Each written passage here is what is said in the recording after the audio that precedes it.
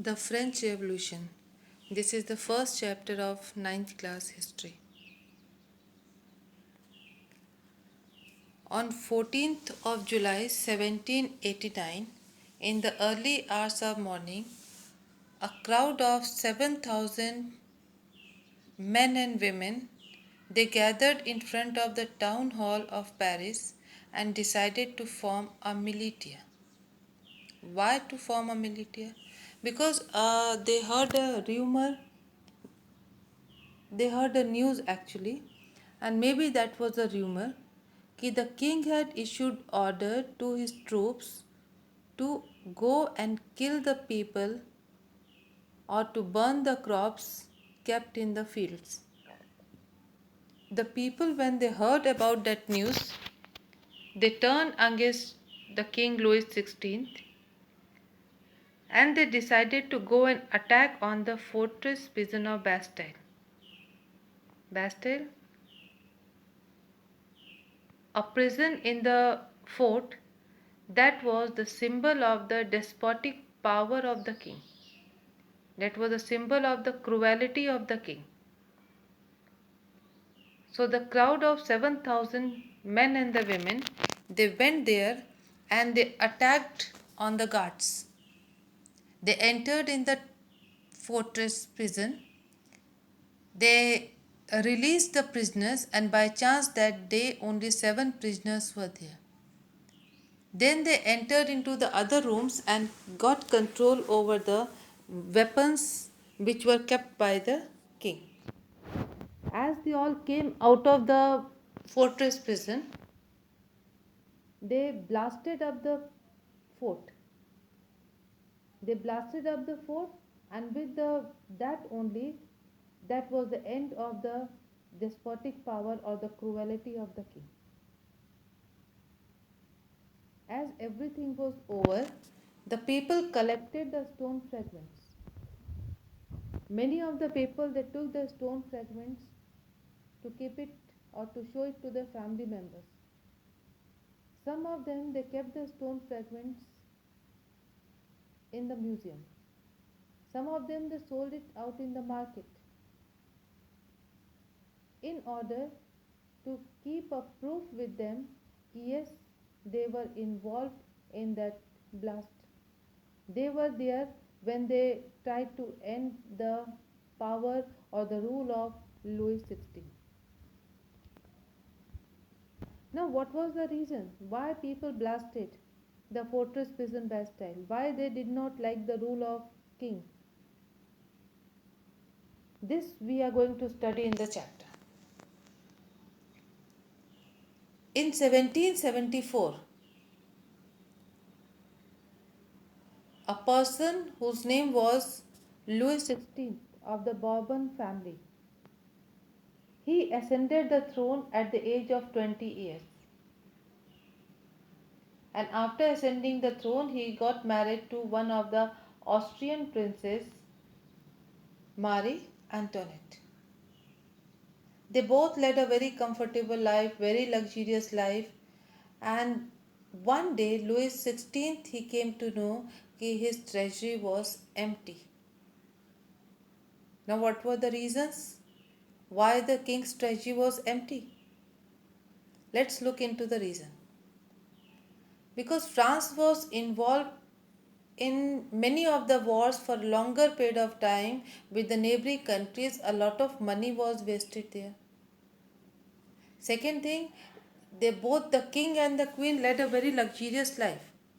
And the very interesting part is that Louis XVI, he hated the common people, he hated the general public so much that he did not wanted any of them to walk on the road or to use the areas which were meant for the nobility or for the clergy.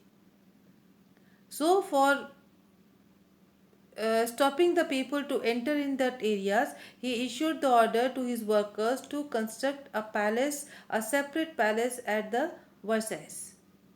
So there a grand palace was constructed. The court was decorated in a very lavish manner, and lot of money was invested there also. Then in America, the 13 colonies were there, and the 13 colonies were fighting against their common enemy, that was Britain. France, because France also had the colony over there. Louis XVI also sent the money, so a lot of money was wasted in that war also. Fourth reason, कि he had taken the loan from the other countries, neighboring countries, or the neighboring kings. And when everyone came to know that the king's treasury was totally empty, they asked their loan back.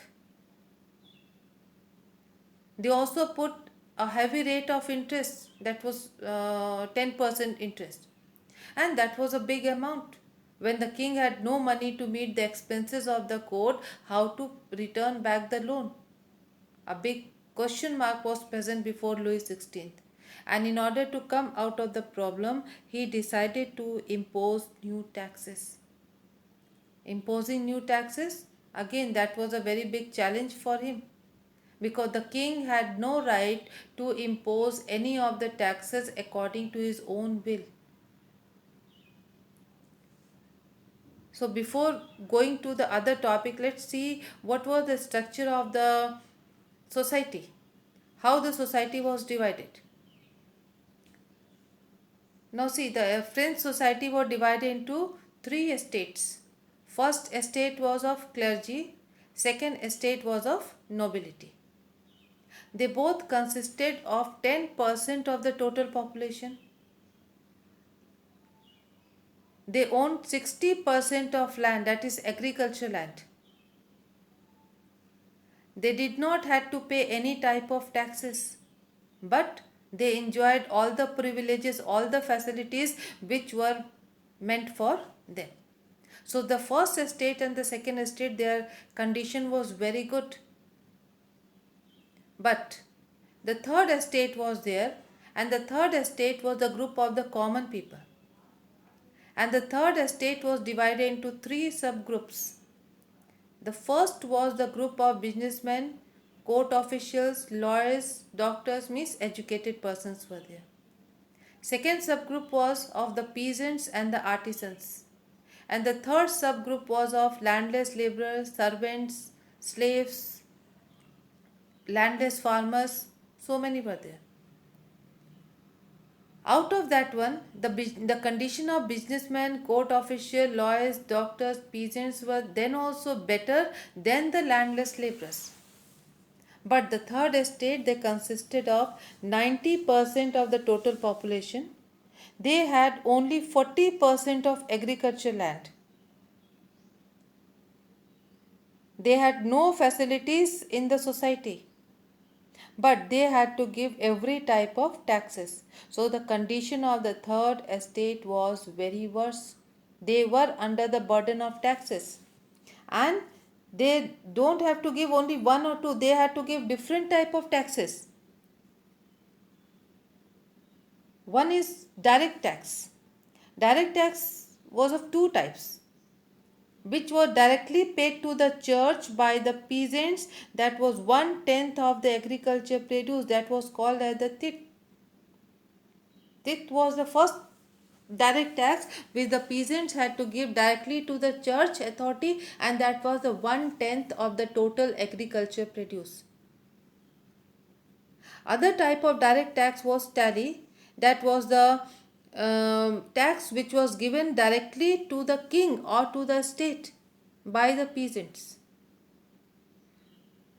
Then indirect tax was there, and the indirect taxes they had to pay on everything whatever they purchased from the market for their everyday use, like salt, sugar, matchbox, candle, soap, newspaper, sugar cane, jaggery, whatever things they required, they had to pay that extra money for over it, and that is called as the indirect taxes. Then the next topic is the struggle to survive. It means living during that time was very difficult, especially for the third estate.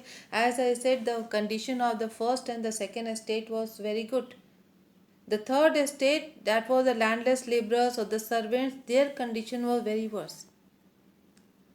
So, in 1715, the population of France was only 23 million.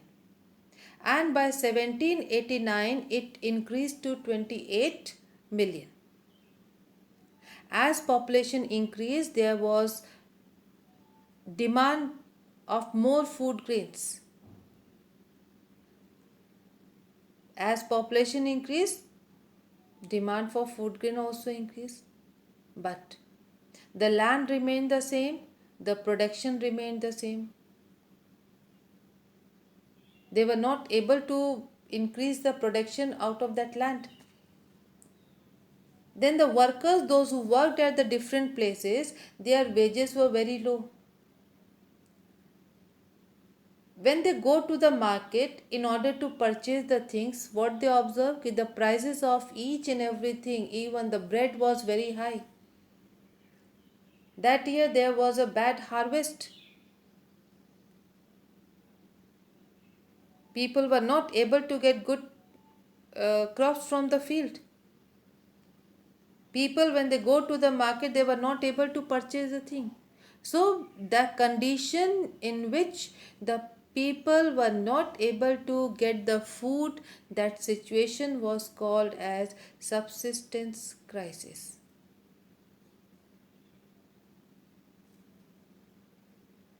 Hope the matters are clear to you.